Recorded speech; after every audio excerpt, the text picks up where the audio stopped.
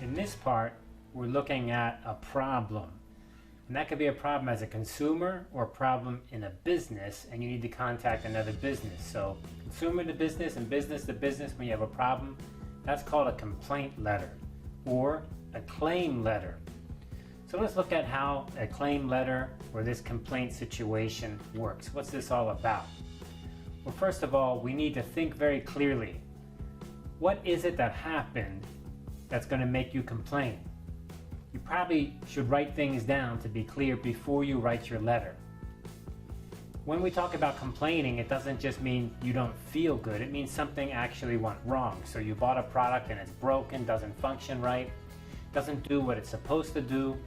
Or if you're a business buying from another business, the delivery was past its date of expiration, or maybe the shipping date was late, or maybe the port of arrival was wrong, or something was wrong in the banking arrangement. There are many things that can go wrong, but whatever they are, they're probably going to be a little bit complicated. So you really need to sit down, think about it, and get it clear what happened and what the problem actually is. The next step is to think, what do you want to happen? It's not enough just to say I complain. In fact, that's not really useful at all. You need to say, what do you want to happen to solve this problem? So do you want a replacement? Do you need a refund?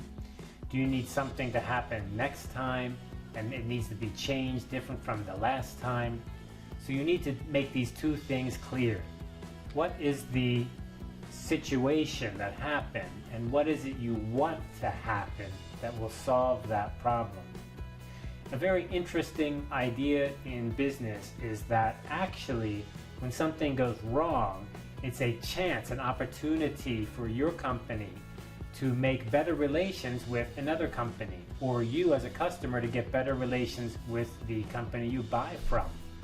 It may be that the company wants to help you solve this problem, and once you let them know, they can solve it and you'll have a better feeling and you'll have a better relationship. So in business, this is often the case. Now, it's not the case if you just get angry and upset and you're not very clear-headed.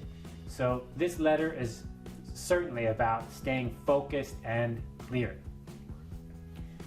This letter will typically have 3 paragraphs, and we're going to emphasize a few points, which is the history of the problem. That is, when did it happen? What happened? And then what's happening now, like right now, because what happened before is already history, right? So what's happened just now or recently? And what is it you want to happen? That's basically how we break it up into these parts. Whatever you do, you don't include your feelings or anger or any kind of emotions, because it's not going to help the situation at all. So this letter should be very logical. When you send this letter of complaint or claim letter, you need to be very clear on what you want to happen. You also need to be clear on exactly what happened so they can track the problem down. So for example, is there a product number? Is there a account number, a receipt number, an order number? You need to say all of these things. I've had experiences in companies where customers complain and they said something's wrong, it's not working, and I have no idea. What product are they talking about? What order are they talking about? Are they even a customer of my company? I don't know. So you need to give all that information clearly. All right, let's look at the complaint letter. It has 3 paragraphs, and let's first look at the first paragraph. The first paragraph should explain what the problem is, exactly how it happened. So it's kind of like in the past already. So you probably want to be clear about a couple things. One thing is the date. What was the date that you bought it on? And what was the date that it went wrong on? And what was that exact situation? So here we have a customer, a consumer complaining about he bought a computer on July 5th and he had a problem when he tried to turn it on. He took the computer back to the dealer where I bought it, and here's the name of where he bought it. So there's another good thing and a location. So we've got a date and a name of a location and a company or a supplier, and the location there. They told me the power system was broken and it would have to be repaired at no charge because the machine was still covered by the warranty. After the repairs were finished 1 week later, I took the computer home and used it, and after 2 days, the same problem occurred. This time when I took it back to the store, I was told I would have to pay for the repairs. So in this example, this consumer example, he's complaining to the computer manufacturer saying, I bought it from one of your suppliers. This is the date I bought it. This is the location I bought it. This is the problem that happened. And then it happened again, and now they want me to pay. So now I send you this letter of complaint. Let's look at a business-to-business situation. Now, business-to-business situation, of course, can be much bigger, but we also should be careful to be very clear. So here we have our last order of apples. So this is what we ordered from your company, order number, and that's very good, order number right there. And that order number was placed on May 1. So right there, perfect. We have a date and we have an order number. That's great. Arrived yesterday, May 10. So this is what happened. This is the problems coming. 20 of the crates fully satisfied our needs, but five of the crates were seriously damaged in transit. The apples in the 5 crates were not fit for sale. Not fit for sale.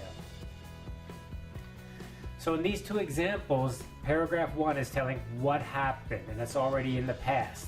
And they're very clear, no emotion, just step by step. Give me a date, give me a location, give me an order number, tell me exactly what happened. The business-to-business one's a great example. 5 crates were a problem. The other crates were okay, and here are the dates.